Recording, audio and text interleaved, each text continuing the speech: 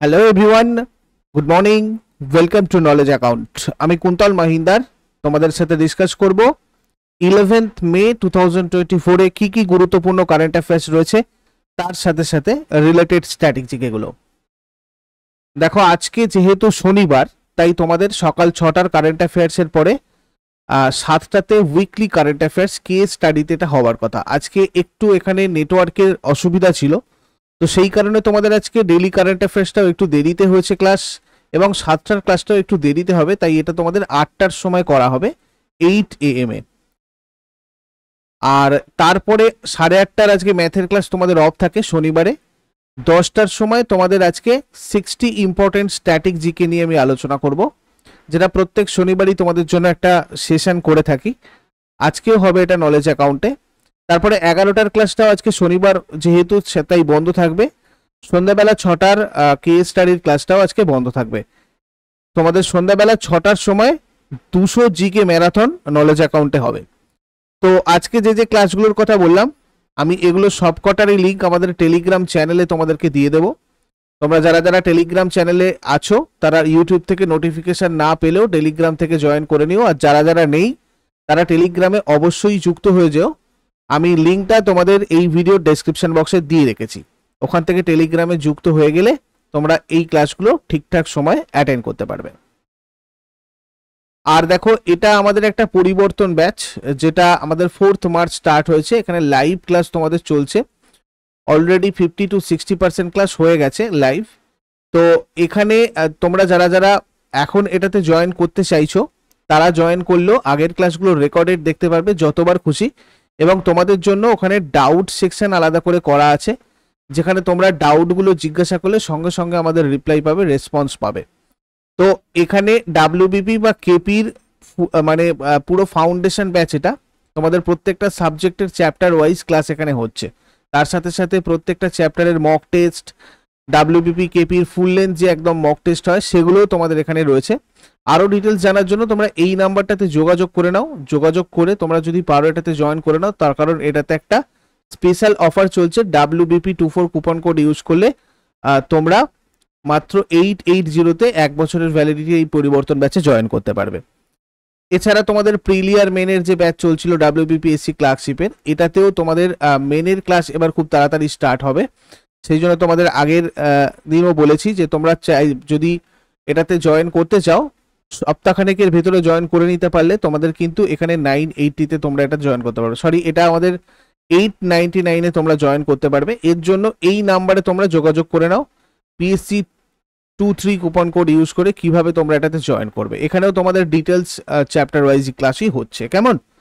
চলো, আজকের প্রথম প্রশ্ন আমরা যেটা দেখবো সেটা হচ্ছে, ভারতীয় সেনাবাহিনী, আমাদের ইন্ডিয়ান যে আর্মি, কোন দেশের সেনাবাহিনীর সাথে যৌথ সামরিক মহড়া শক্তি পরিচালনা করে? ভারতীয় সেনাবাহিনী কোন দেশের সেনাবাহিনীর সাথে যৌথ সামরিক মহড়া শক্তি পরিচালনা করে? অ্যাকচুয়ালি শক্তি একটা মিলিটারি এক্সারসাইজ, যেটা ভারতের সাথে ফ্রান্সের হয়। তো দেখো, এই ভারতীয় আর আমাদের ফরাসি যে সেনাবাহিনী, তাদের মধ্যে এই যৌথ সামরিক মহড়া শক্তি 13, মানে 13 থেকে 26 মে 2024-এর 13 থেকে 26 মে পর্যন্ত মেঘালয়ের উমেরইতে ভারতীয় সেনাবাহিনী যৌথ প্রশিক্ষণ নোডে অনুষ্ঠিত হবে। তো এই শক্তির 7ম সংস্করণ এবছর যেটা হচ্ছে, এটা 7th এডিশন এবছর। তো এর যে উদ্বোধনী অনুষ্ঠান, সেখানে আমাদের ভারতের ফরাসি রাষ্ট্রদূত থিয়েরি ম্যাথো উপস্থিত ছিলেন। তো এখান থেকে তোমাদের এই পয়েন্টটা একটা নোটেবল পয়েন্ট হয়ে গেল যে ভারতের ফরাসি রাষ্ট্রদূত কে। তো থিয়েরি ম্যাথো হচ্ছেন ভারতের ফরাসি রাষ্ট্রদূত। মহড়ার লক্ষ্য কি ছিল? যেরকম প্রত্যেকটা মহড়ারই লক্ষ্য থাকে, দুটো সেনাবাহিনীর মধ্যে সহযোগিতা, বোঝাপড়া, আন্তঃ কার্যক্ষমতা, এগুলোকে বাড়ানো। এছাড়া ভারতীয় সেনাবাহিনী আর ফরাসি সেনাবাহিনীর মধ্যে সামরিক মহড়া একটা দ্বিবার্ষিক অনুশীলন, মানে এই যে তোমার মিলিটারি এক্সারসাইজটা, এটা মানে 2 বছর ছাড়া ছাড়া হয়। ঠিক আছে, 2011 সালে শুরু হয়েছিল। ভারত আর ফ্রান্সে পর্যায়ক্রমে এটা পরিচালিত হয়। 1 বছর ভারতে হয়, 1 বছর ফ্রান্সে হয়। 2021 সালের 15 থেকে 26 নভেম্বর ফ্রান্সে এটা হয়েছিল, এবং তখন ছিল 6th এডিশন। তারপরে এটা 2024-এ হচ্ছে। কোনো একটা কারণে 2023-এ হয়নি। শক্তি মহড়ার পাশাপাশি ভারত আর ফ্রান্স নৌমহড়া বরুণাও করে, অর্থাৎ এই বরুণা নামের যে মিলিটারি এক্সারসাইজটা এটাও কিন্তু ভারত আর ফ্রান্সেরই একটা তোমার মিলিটারি এক্সারসাইজ, ঠিক আছে। এছাড়া বিমান বাহিনীর মহড়া গরুদা এটাও করে, তো গরুদা বরুণা এগুলো সবকটা ভারত আর ফ্রান্স, ঠিক আছে। এই বরুণাটা হচ্ছে নৌমহড়া আর গরুদাটা হচ্ছে তোমার বিমান বাহিনীর মহড়া, ঠিক আছে। আচ্ছা, বরুণা এক্সারসাইজ সম্পর্কে আমরা একবার দেখে রাখি। এটাও ভারতীয় নৌবাহিনী আর ফরাসির মধ্যে একটা দ্বিপাক্ষিক নৌমহড়া, এটাও কিন্তু 2 বছর ছাড়া ছাড়া হয়। এটাও পর্যায়ক্রমে ভারত মহাসাগর বা ভূমধ্যসাগরে হয়, মানে ফ্রান্সের যদি যদি হয় ভূমধ্যসাগর, নাহলে ভারত মহাসাগরে হয়। 21তম সংস্করণের 2023 সালে আরব সাগরে অনুষ্ঠিত হয়েছিল, ঠিক আছে। আর এক্সারসাইজ গরুদা যদি দেখি এটা 2003 সালে হয়েছিল, শুরু হয়েছিল 2003 সালে। ভারতীয় বায়ুসেনা আর ফরাসি বিমান বাহিনীর মধ্যে এটা একটা জয়েন্ট মিলিটারি এক্সারসাইজ। সাধারণত 2 বছর ছাড়া ছাড়া এটাও কিন্তু হয়, কেমন। আর 2022 সালে এটা লাস্ট হয়েছিল রাজস্থানের যোধপুরে, 7ম গরুদা। তাহলে গরুদা, বরুণা প্লাস শক্তি এই তিনটেই কিন্তু ভারতের সাথে ফ্রান্সের। আশা করি এবার সবার মনে থাকবে।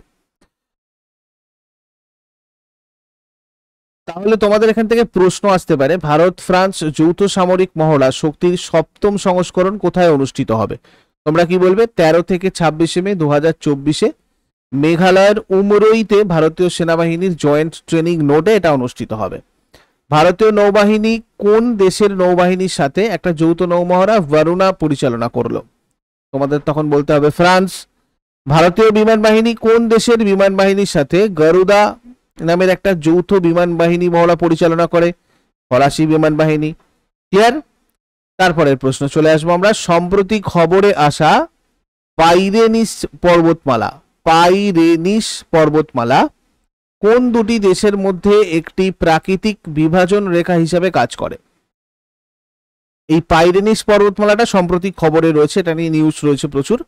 তো এই যে পর্বতমালাটা এটা স্পেন আর ফ্রান্সের প্রাকৃতিক বিভাজন রেখা হিসাবে কাজ করে।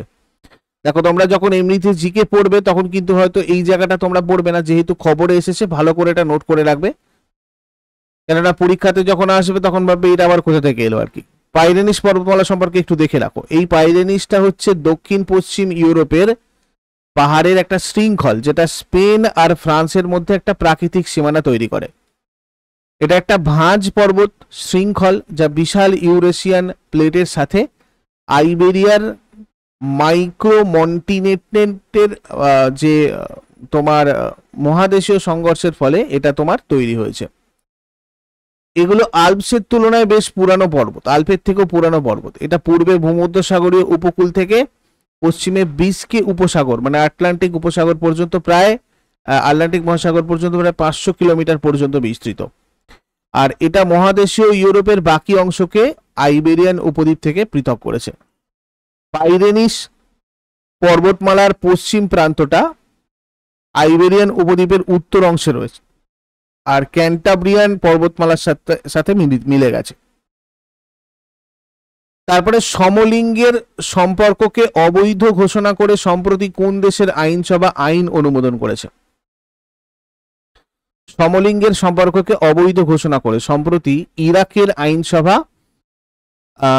একটা নতুন আইন অনুমোদন করেছে। দেখো ইরাকের পার্লামেন্ট একটা আইন অনুমোদন করেছে যেটা সমকামী সম্পর্ককে অবৈধ করে, যার সর্বোচ্চ শাস্তি 15 বছর জেল।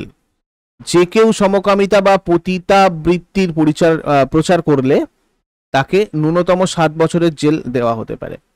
ইরাক সরকার সরকারিভাবে ইরাক প্রজাতন্ত্র নামে পরিচিত, এটা মধ্যপ্রাচ্যের একটা রাষ্ট্র। ইরাকের দক্ষিণে রয়েছে কুয়েত, সৌদি আরব, পশ্চিমে জর্ডান, উত্তর পশ্চিমে রয়েছে সিরিয়া, উত্তরে তুরস্ক, পূর্বে ইরান, যেটাকে আমরা কুর্দিস্তান প্রদেশ বলি ইরান, তো সেটা রয়েছে। রাজধানী বাগদাদ ইরাকের, মুদ্রা ইরাকি দিনার। আর অফিসিয়াল ল্যাঙ্গুয়েজ কুর্দি, ইংরেজি, আধুনিক স্ট্যান্ডার্ড আরবি। রাষ্ট্রপতি কে রয়েছেন ইরাকের? আব্দুল লতিফ রশিদ। আর প্রধানমন্ত্রী রয়েছেন মোহাম্মদ শিয়া আল সুদানি। তারপরে দেখো বিশ্ব থ্যালাসেমিয়া দিবস বা ওয়ার্ল্ড থ্যালাসেমিয়া ডে এটা কবে পালন করা হয়? বিশ্ব থ্যালাসেমিয়া দিবস পালন করা হয় 8ই মে, 8 মে আমরা বিশ্ব থ্যালাসেমিয়া দিবস পালন করি। এই মারাত্মক রোগ থ্যালাসেমিয়া, এটা সম্পর্কে জনসচেতনতা তৈরি করতে, বিশ্বব্যাপী থ্যালাসেমিয়া আক্রান্ত রক্তদানের মাধ্যমে সাহায্যের হাত যাতে সবাই বাড়িয়ে দেয় সেই ব্যাপারে সবাইকে সচেতন করতে প্রত্যেক বছর এই দিনটা পালন করা হয়। এই সম্পর্কে বিভিন্ন প্রচার করা হয়। 2024-এর থিম কি ছিল? Empowering lives, embracing progress, equitable and accessible thalassemia treatment for all. তারপরে ভারতের মানবাধিকার কাউন্সিলের জাতীয় মুখপাত্র হিসাবে নিযুক্ত হয়েছেন কে? ভারতের মানবাধিকার কাউন্সিলের জাতীয় মুখপাত্র হিসাবে নিযুক্ত হয়েছেন শ্রীলেখা মিত্র। দেশের মানবাধিকার কাউন্সিলের জাতীয় মুখপাত্র হয়েছেন ইনি, টলিউড তারকা ইনি একজন শ্রীলেখা মিত্র। এই ভারতের জাতীয় মানবাধিকার কমিশন যেটা বলছি, এটা কিন্তু একটা সংবিধিবদ্ধই সংস্থা, যেটা 12ই অক্টোবর 1993 সালের 28শে সেপ্টেম্বর 1993 সালের মানবাধিকার সুরক্ষা অধ্যাদেশের অধীনে গঠিত হয়েছিল। এটাকে মানবাধিকার সুরক্ষা আইন 1993ও বলা হয় এবং তার দ্বারা এটাকে একটা বিধিবদ্ধ ভিত্তি দেওয়া হয়েছিল। তারপরে আয়ুষ মন্ত্রকের ডিরেক্টর পদে কে নিযুক্ত হয়েছেন? আয়ুষ মন্ত্রকের ডিরেক্টর পদে নিযুক্ত হয়েছেন সুবোধ কুমার। এই সুবোধ কুমার তামিলনাড়ুর ক্যাডারের 2010 ব্যাচের একজন ভারতীয় প্রশাসনিক পরিষেবা অফিসার। সম্প্রতি আয়ুষ মন্ত্রকের মধ্যে পরিচালক হিসাবে মনোনীত হয়েছেন। Ministry of Ayush, ministry of the government of India, এটা কিন্তু গভর্নমেন্ট অফ ইন্ডিয়ার আন্ডারে রয়েছে। ফর্মড হয়েছিল 2014-তে 9 নভেম্বরে। ক্যাবিনেট মিনিস্টার সর্বানন্দ সোনোয়াল রয়েছেন এর মিনিস্ট্রিতে। নেক্সট আমরা চলে আসবো, ভারতের যোগা সিস্টেম গ্রহণ করেছে কোন দেশ? ভারতের যে যোগা সিস্টেম সেটা কোন দেশ গ্রহণ করেছে? পাকিস্তান গ্রহণ করেছে ভারতের যোগা সিস্টেম। শেহবাজ শরীফ পাকিস্তানের 23তম প্রধানমন্ত্রী। রাজধানী ইসলামাবাদ, অফিসিয়াল ভাষা উর্দু ইংরাজি, রাষ্ট্রপতি আসিফ আলী জারদারি 14তম রাষ্ট্রপতি, আর মুদ্রা পাকিস্তানি রুপি। জাতীয় খেলা হকি, সর্বোচ্চ শিখর কেটু, দীর্ঘতম নদী ইন্দাস রিভার, সংসদ national assembly, national anthem Qaumi তারা। নেক্সট হচ্ছে কোন কোম্পানি জাতীয় মহিলা হকি লিগ 2024-25-এর জন্য হকি ইন্ডিয়ার সাথে প্রথম অংশীদারিত্ব করেছে? Anand, the Coca Cola India Foundation. Objective of the partnership কি আছে? বিশেষায়িত কোচিং, প্রশিক্ষণ সরঞ্জাম, পুষ্টি সহায়তা এবং বৃদ্ধিকে উৎসাহিত করার জন্য ক্যাম্প এবং প্রতিযোগিতার আয়োজনের মতো প্রয়োজনীয় উপাদানগুলোকে সম্বোধন করে মহিলাদের হকির উন্নতি করা। তারপরে মোহাম্মদ ইদ্রিস দেবী ইতনো কোন দেশের রাষ্ট্রপতি পদে নির্বাচিত হয়েছেন? মোহাম্মদ ইদ্রিস দেবী ইতনো চাঁদের রাষ্ট্রপতি পদে সম্প্রতি নিযুক্ত হয়েছেন। এই চাঁদ প্রজাতন্ত্র উত্তর মধ্য আফ্রিকায় অবস্থিত স্থলবেষ্টিত একটা দেশ। এটা আয়তনে আফ্রিকার 5ম বৃহত্তম দেশ। রাষ্ট্রপতির মেয়াদ 6 বছর থাকে আর একজন ব্যক্তি মাত্র 2 মেয়াদের জন্য রাষ্ট্রপতি হতে পারেন। রাজধানী জামেনা, মুদ্রা সিএফএ ফ্রাঙ্ক। তারপরে দেখো কোন দেশ 2024 সালের মে মাসে পর্যটনকে বাড়ানোর জন্য ভারতীয় পর্যটকদের জন্য ভিসা মুক্ত প্রবেশের মেয়াদ বাড়িয়েছে? তো শ্রীলঙ্কা করেছে এটা। শ্রীলঙ্কা তার পর্যটন খাতকে পুনরুজ্জীবিত করতে 31 মে 2024 পর্যন্ত ভারত এবং চীন, রাশিয়া, জাপান, মালয়েশিয়া, থাইল্যান্ড এবং ইন্দোনেশিয়া সহ নির্বাচিত দেশগুলির পর্যটকদের জন্য ভিসা মুক্ত প্রবেশের মেয়াদ বাড়ানোর ঘোষণা করেছে। দীনেশ গুণবর্ধন বর্তমানে শ্রীলঙ্কার প্রধানমন্ত্রী রয়েছেন, 15তম প্রধানমন্ত্রী। রাষ্ট্রপতি রনিল বিক্রমাসিংহে 9ম রাষ্ট্রপতি। রাজধানী শ্রীলঙ্কার দুটো রয়েছে, একটা শ্রী জয়বর্ধনাপুরা কোটে যেটা লেজিসলেটিভ ক্যাপিটাল, আর একটা হচ্ছে Colombo executive and judicial capital. মুদ্রা শ্রীলঙ্কার শ্রীলঙ্কান রুপি। সরকারি ভাষা সিংহল, তামিল এগুলো। জাতীয় খেলা শ্রীলঙ্কার ভলিবল। সর্বোচ্চ শিখর পিদুর তালাগালা, দক্ষিণ দীর্ঘতম নদী মহাওয়েলি। সংসদ জাতীয় সংসদ বাংলায়। ফেমাস ফেস্টিভ্যালস যদি আমরা এখানে দেখি, সিংহল এবং তামিল নববর্ষ, ভেসাক, পোষণ উৎসব, ক্যান্ডি এসলা পেরাহেরা, কাটারাগামা উৎসব, ভেল উৎসব, দীপাবলি এগুলো। আর এখানকার পার্লামেন্টকে বলা হয় পার্লামেন্টুয়া। এরপর আগের দিনের হোমওয়ার্কগুলো সবাই মিলিয়ে নাও, অনেকেরই ঠিকঠাক উত্তর হয়েছিল। ভারতের দীর্ঘতম জাতীয় সড়ক হচ্ছে তোমার NH44। জাকার্তা কোন দেশের রাজধানী? এর উত্তর হয়ে যাবে ইন্দোনেশিয়া। আর আজকে তোমাদের জন্য প্রশ্ন থাকবে, তাস রাজবংশের কোন শাসক তার রাজধানী লাহোর থেকে দিল্লিতে স্থানান্তরিত করেছিলেন? প্রার্থনা সমাজের প্রতিষ্ঠাতাকে? এগুলো তোমরা শেষকালে আমাকে আজকে অবশ্যই কমেন্ট বক্সে জানাও। যারা আগের দিনের কারেন্ট অ্যাফেয়ার্স গুলো দেখোনি তারা একবার রিভাইজ করে নাও। 10th মে 2024 কারেন্ট অ্যাফেয়ার্স কি কি ছিল? কোন রাজ্য সরকার পিরুল লাও পয়সে পাও অভিযান শুরু করেছে? পিরুল লাও পয়সে পাও অভিযান এটা শুরু করেছে recently Uttarakhand. Global electricity review report অনুসারে 2023 সালে সৌর বিদ্যুৎ উৎপাদনে বিশ্বে ভারতের স্থান কত ছিল? তৃতীয়। সম্পদশালী শহর রিপোর্ট 2024 অনুযায়ী বিশ্বের সবচেয়ে ধনী শহর কোনটি? New York city. World red cross day কবে পালন করা হয়? 8th মে ওয়ার্ল্ড রেড ক্রস ডে আমরা পালন করি। পেটিএম মানি কোম্পানির নতুন সিইও পদে কে নিযুক্ত হয়েছেন? রাকেশ সিং। 36তম লা লিগা টাইটেল জিতেছে কোন football club? Real Madrid. Lok Sabha নির্বাচনের জন্য গুরুগ্রাম প্রশাসনের ব্র্যান্ড অ্যাম্বাসেডর হিসেবে কে নিযুক্ত হয়েছেন? যুজবেন্দ্র চাহাল। পোশাক কোম্পানি রেমন্ড এর ম্যানেজিং ডিরেক্টর পদে কে নিযুক্ত হয়েছেন? গৌতম সিংহানিয়া। 2024 সালের মে মাসে কোন রাজ্য থেকে ওয়েস্ট নাইল ভাইরাসের ঘটনা ঘটেছে? কেরালা। ভ্লাদিমির পুতিন কোন দেশের পঞ্চমবারের মতো রাষ্ট্রপতি হিসাবে শপথ নিয়েছেন? রাশিয়া।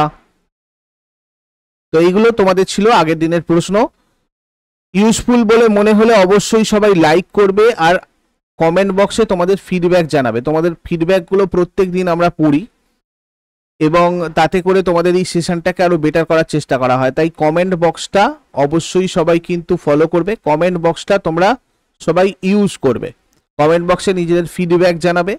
আর যারা নতুন রয়েছে তারা প্রতিদিন সকাল 6টার সময় ডেইলি কারেন্ট অ্যাফেয়ার্স, এটা ছাড়াও তোমাদের আরো অন্যান্য যে ক্লাসগুলো হচ্ছে সেগুলোর জন্য অবশ্যই চ্যানেলটাকে সাবস্ক্রাইব করে বেল আইকন প্রেস করে আমাদেরকে সাপোর্ট করো। আর নলেজ অ্যাকাউন্টের টেলিগ্রাম যে চ্যানেল রয়েছে, টেলিগ্রাম চ্যানেলের লিঙ্ক আমি তোমাদেরকে ডেসক্রিপশন বক্সে দিয়ে দিয়েছি। তোমরা ওখান থেকে গেলেই টেলিগ্রাম চ্যানেলের লিঙ্ক পেয়ে যাবে, ওখানে জয়েন করে নাও। তাহলে আরো অন্যান্য যে ক্লাসগুলো আছে যদি এখান থেকে সাবস্ক্রাইব করার পরেও তোমাদের নোটিফিকেশন না আসে, তোমরা ওখান থেকে নোটিফিকেশন পেয়ে কিন্তু ক্লাসগুলো করতে পারবে। কেমন? চলো, থ্যাংক ইউ সো মাচ। সবাই খুব ভালো থেকো। নেক্সট ক্লাসে আবার সবার সাথে কথা হচ্ছে আজকে সন্ধ্যাবেলা 6টার সময় 6 PM এ লাইভ তোমাদের সাথে কথা হবে। তার আগে 10টার সময় তোমাদের স্ট্র্যাটেজিকের ক্লাসও আছে, সেটাও সবাই করে নিও। কেমন? চলো, thank you so much. Have a great day.